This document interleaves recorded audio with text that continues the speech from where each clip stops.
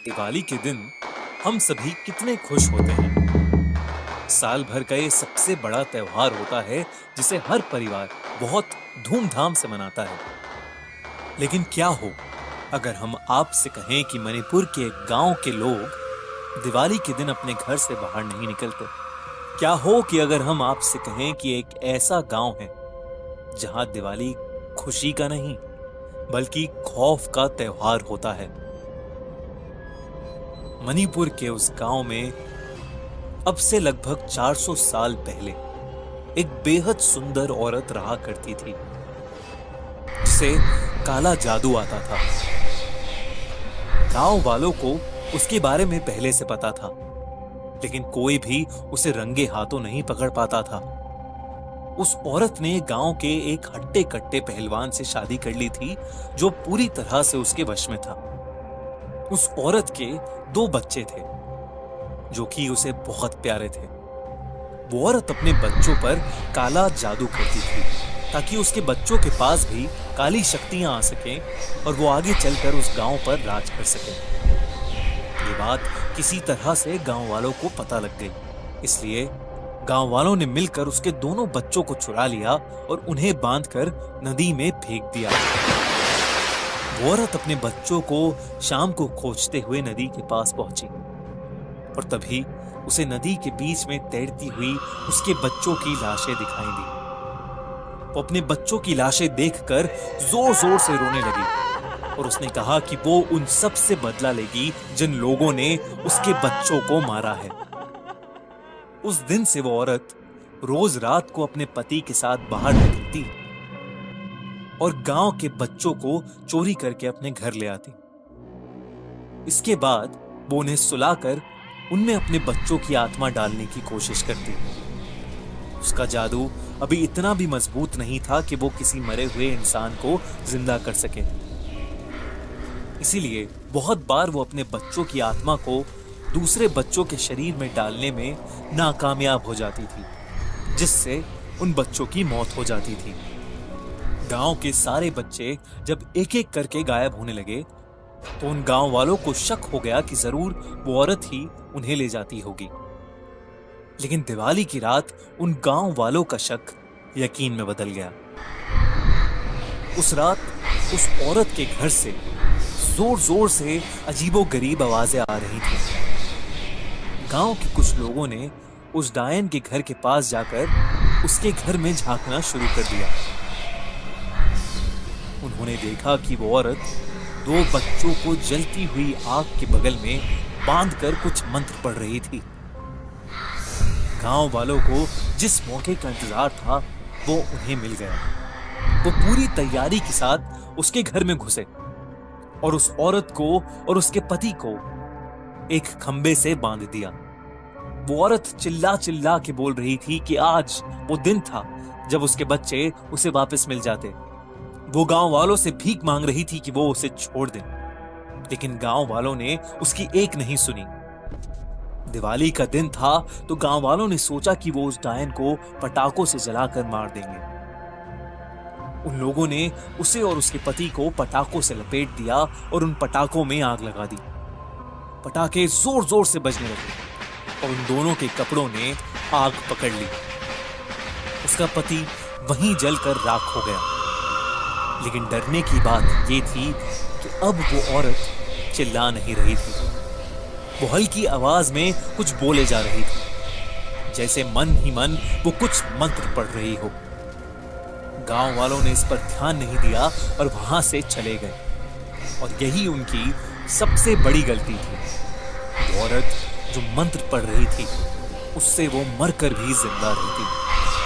जिन रस्सियों से उसे बांधा गया था वो रस्सियां जलकर खुल गईं और वो औरत आजाद हो गई। वो अब भी जल रही थी, उसका शरीर खत्म हो रहा था, लेकिन वो खत्म होने का नाम ही नहीं ले रही थी।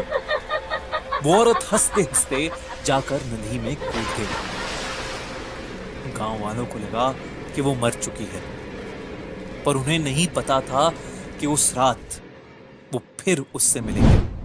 जिन गांव वालों ने उसे जलाया था, देर रात उन सब गांव वालों के घर के दरवाजे पर जोर जोर से ठक ठक हुई। जब गांव वालों ने उसे देखा तो वो उसका हुलिया देखकर कांप उठे।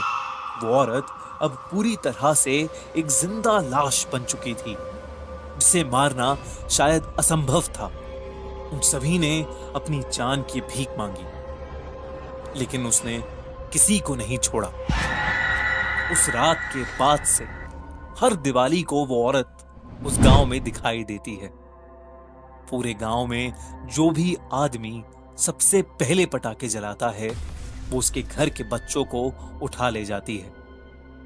तो इस दिवाली जब आप अपने परिवार के साथ सेलिब्रेट करें, तो ये याद रखिए कि आप कितने खुशनसीब हैं जो आप उस गांव में पैदा नहीं हुए।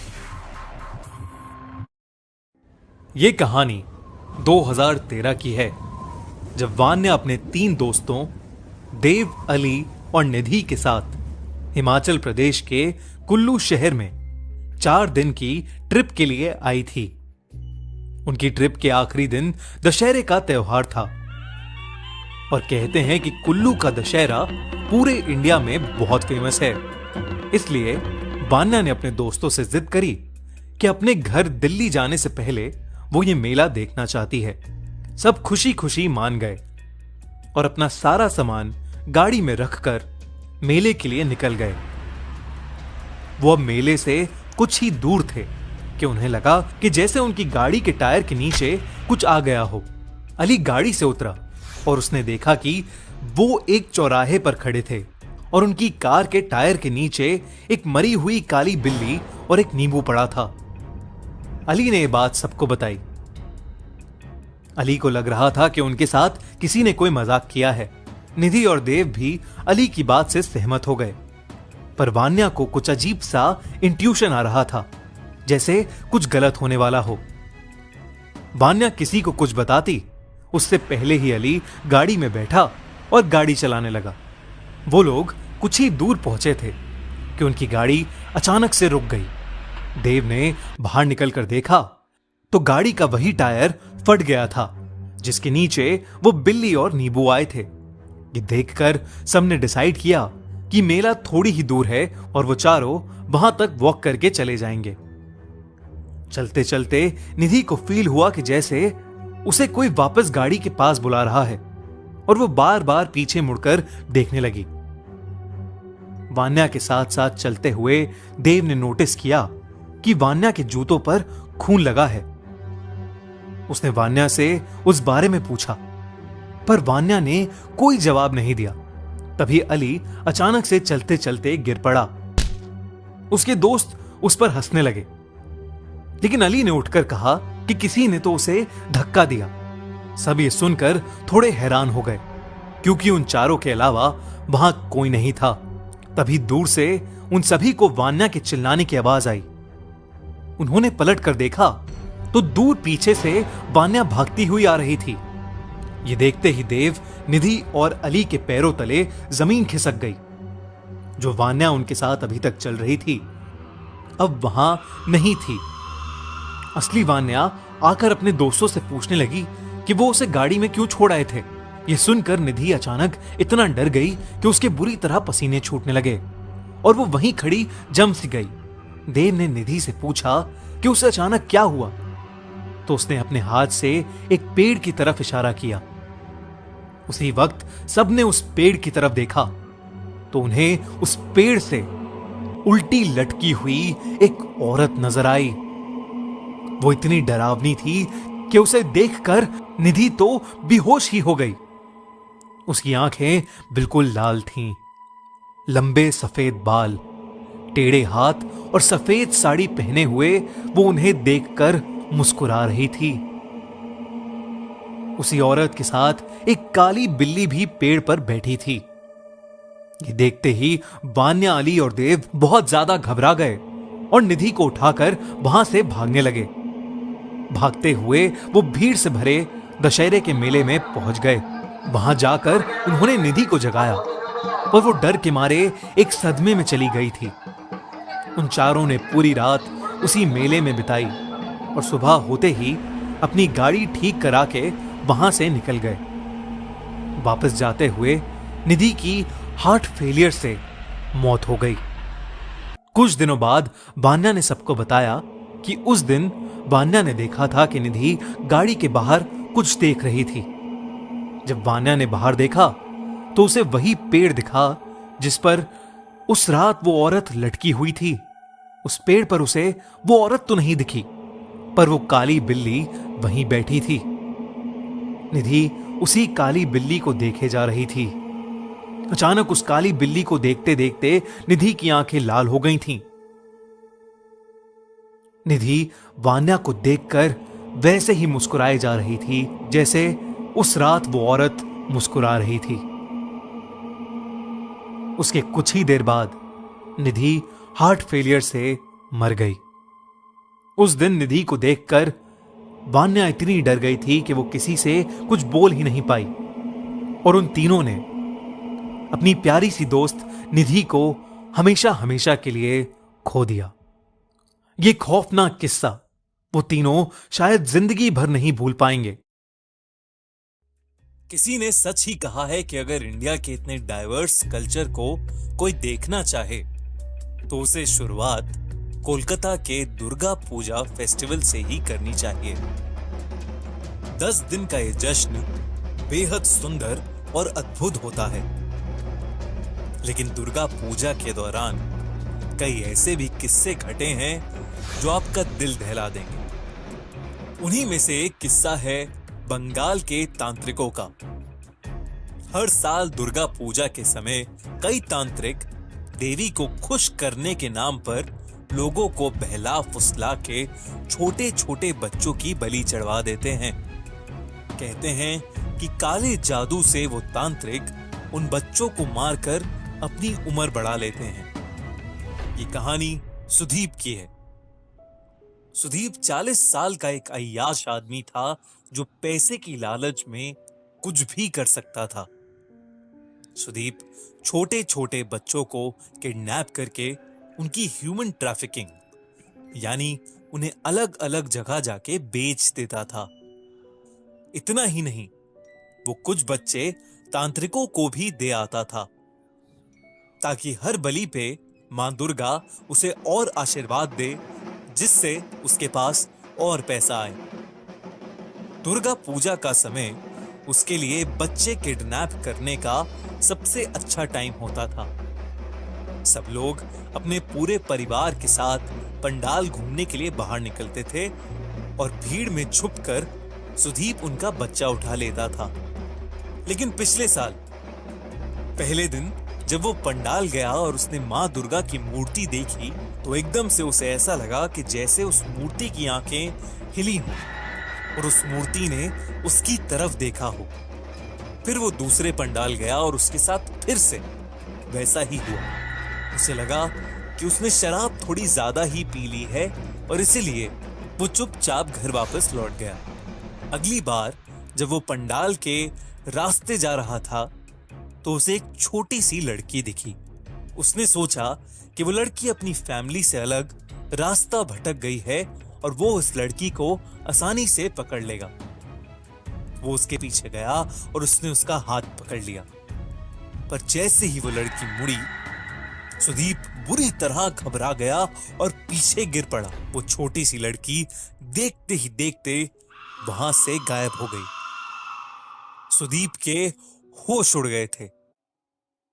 सुदीप उस रात बुरी तरह डर चुका था। वो कुछ दिन तक घर से नहीं निकला, लेकिन महादशमी वाले दिन उसके साथ कुछ ऐसा हुआ जिससे वो कांप उठा। वो उस शाम शराब पी के लेटा हुआ था कि अचानक उसे एक आवाज आई, पापा। और वो उठ खड़ा हुआ। उसके घर के शीशे में उसकी बेटी खड़ी थी। वो बोली, पापा, आपने मुझे क्यों मारा? क्यों मारा मुझे पापा? दरअसल सुदीप ने साल भर पहले एक तांत्रिक की बातों में आकर पैसे की लालच में अपनी बेटी की बलि चढ़ा दी। शीशे में उसकी बेटी के जलने का दृश्य उसे अपनी आंखों के सामने दिखने लगा। ये देखकर सुदीप ने अपनी दारू की बोतल शीशे पर दे मारी। शीशे का कांच टूट गया, लेकिन वो आवाज बार बार उसके कानों में गूंजने लगी।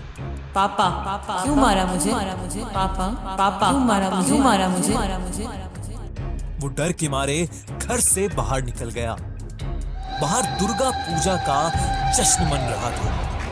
खूब जोरों शोरों से ढाक बज रहा था और लोग उस ढोल पर घूम घूम कर नाच रहे थे। सुदीप एक पंडाल से दूसरे पंडाल भाग रहा था, लेकिन हर पंडाल में उसे वो हर बच्चा दिख रहा था जिसे उसने उस तांत्रिक के कहने में आकर मार डाला था। वो सब बच्चे धीरे धीरे उसकी तरफ आने लगे। सबसे आगे उसकी खुद की बेटी थी। वो घबराकर इधर से उधर भागने लगा। उसे कुछ समझ नहीं आ रहा था कि उसके साथ ये सब क्या हो रहा है। भागते भागते वो मां दुर्गा की एक मूर्ति के नीचे गिर गया। उसे उस मूर्ति में उसकी बेटी दुर्गा के रौद्र अवतार में दिखी और देखते ही देखते दुर्गा ने वो त्रिशूल उसके सीने से आर पार कर दिया।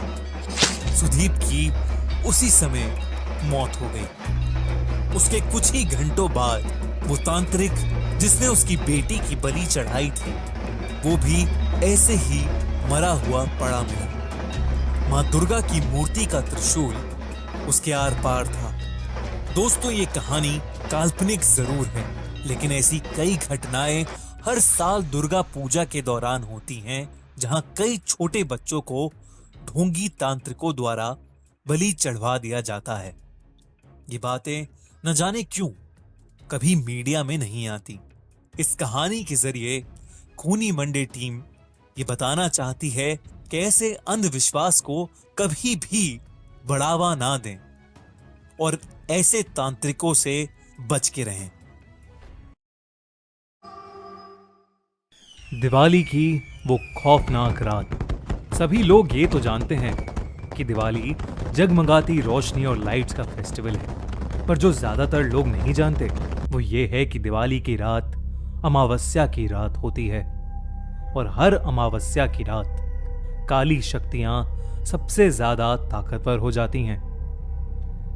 लेकिन 19 साल का सुमित इस बात से अनजान था। वो अपने दोस्त विजय के साथ दिवाली की रात सड़क पर घूम रहा था। तभी विजय की नजर मंदिर के पीछे एक सुनसान से घर की तरफ गई। वहां एक बेहद सुंदर लड़की लाल साड़ी पहने एक दिया जला रही थी। विजय सुमित को लेकर उस घर के पास चला गया। जैसे ही दोनों वहां पहुंचे, उन्होंने देखा कि पूरा घर दियों से सजा था। उन्हें बालकनी में खड़ी वो सुंदर लड़की नजर आई। उसने फिर से वही मन लुभाने वाली मुस्कान देकर दोनों को अंदर बुलाने का इशारा किया। घर अंदर से भी उतना ही बखूबी सजा हुआ था जैसे बाहर से। टेबल पर खाने की अलग अलग चीजें रखी हुई थीं। सुमित टेबल से एक लड्डू उठाकर खाने लगा, पर उसके हाथ से वो गलती से नीचे गिर गया। जैसे ही सुमित लड्डू उठाने के लिए झुका, उसने देखा कि टेबल के नीचे एक भयानक काली परछाई थी, जो सुमित को देखते ही कहीं गायब हो गई। सुमित जैसे ही विजय को यह बताने ऊपर उठा, उसने देखा कि विजय सीढ़ियों के ऊपर खींचा चला जा रहा था। सुमित बेहद घबराने लगा था। उसे अचानक घर में पायल की आवाजें आने लगीं, जैसे कोई लड़की एक कमरे से दूसरे कमरे में जा रही हो। सुमित उस आवाज के पीछे पीछे सीढ़ियों से ऊपर चला गया, लेकिन ऊपर जाते ही उसे एक कमरे के अंदर पंखे से लटकी हुई एक लाश दिखी। सुमित उस लाश का चेहरा देखकर बुरी तरह कांपने लगा, क्योंकि वो किसी और की नहीं बल्कि विजय की ही लाश थी। सुमित डरते डरते पीछे मुड़ा तो उसके ठीक सामने वही सुंदर लड़की खड़ी थी और उसे देखकर मुस्कुरा रही थी। पर इस बार सुमित को वो मुस्कान मन लुभाने वाली नहीं, बल्कि बेहद डरावनी लग रही थी। अचानक घर की सारी लाइट्स बंद हो गईं। वो घर धीरे धीरे एक खंडर में बदल गया। वो लड़की अब भी सुमित को देखकर मुस्कुरा रही थी।